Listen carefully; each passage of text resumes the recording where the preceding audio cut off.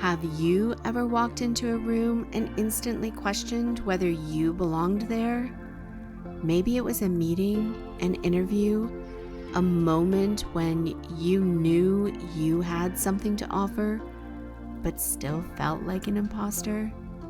If that sounds familiar, you're not alone. That space between who we are and who we believe we need to be, that's the confidence gap. And today, we're talking about how to close it. Welcome to the Courageous Exchange. I'm Deb Carville. Let me take you back to a moment I remember clearly. I was asked to lead a high-stakes strategy session. The room was full of strong voices, some more experienced, some louder, and honestly, I almost convinced myself I didn't belong there. Even though I was prepared, even though I had earned my seat. The night before, I reworked my talking points over and over.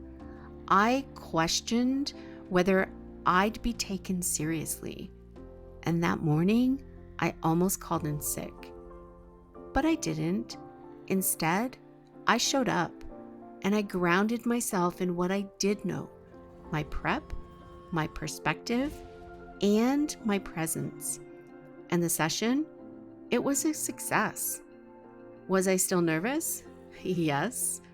But that day I realized courage isn't about feeling 100% ready. It's about trusting yourself enough to show up anyway. And I'll be honest, this wasn't a one-time thing. I've had versions of this confidence gap show up at every new level of leadership. And maybe you have too. It's not something we outgrow. It's something we learn to walk through with a bit more grace each time. Take a moment right now. Think of a time when you felt capable, prepared, but still questioned yourself. What story did you tell yourself in that moment? What would you tell a friend if they were in your shoes? That little comparison right there, that's where self-trust lives. Let's talk about why this happens, especially to capable, driven leaders. We're conditioned to downplay our strengths, especially if we've been praised for humility. We focus on what we don't know instead of what we do know.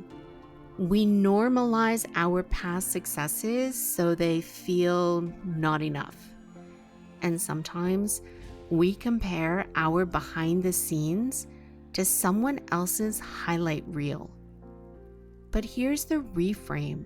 The confidence gap isn't a sign you're not ready. It's a sign you're growing.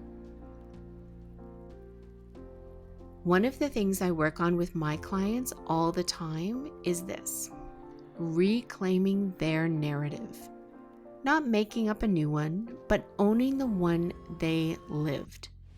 We're so good about bragging about our friends, our kids, our colleagues, but when it comes to our own wins, we shrink. And yet, when we shrink, we don't just silence ourselves, we rob others of the impact our voice can make. Here's a practice you can try right now. Think of a moment you're proud of, something you created, led, or changed. Now say it out loud like this. Let me tell you about something I'm proud of.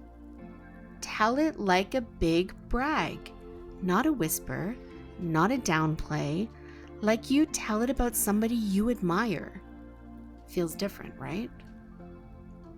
Let me share another story. I remember coaching a leader recently who told me, I'll own my wins once I feel more established. But here's what I reminded her. How do you expect others to believe in your leadership if you can't own your impact? We worked on a weekly brag practice, a short, simple check-in where she reflected on what went well, where she led with heart, or made a difference.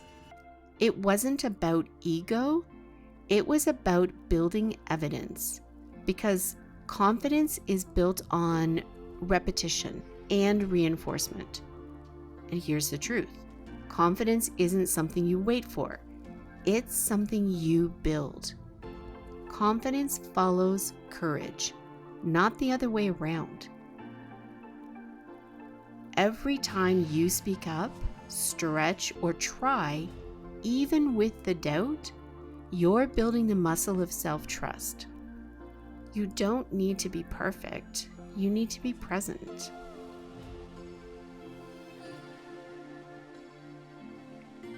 Here's the part we don't always talk about. When you trust yourself, other people feel it. They may not say it out loud, but it shows in how they respond, how they follow your lead. Self-trust radiates. It invites trust in return. And that's the kind of quiet influence great leaders have. All right, let's make this tangible. Where is the confidence gap showing up for you right now? What would shift if you trusted yourself just 10% more? Write it, voice note it, or speak it to a friend. This reflection matters, because how you speak about yourself becomes how others see you too.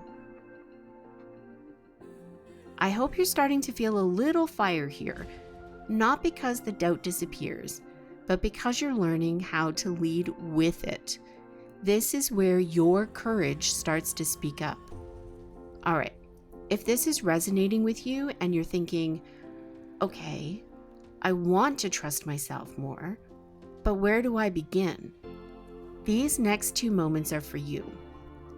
Here are your nano lessons for the week. Tiny but powerful shifts to carry with you.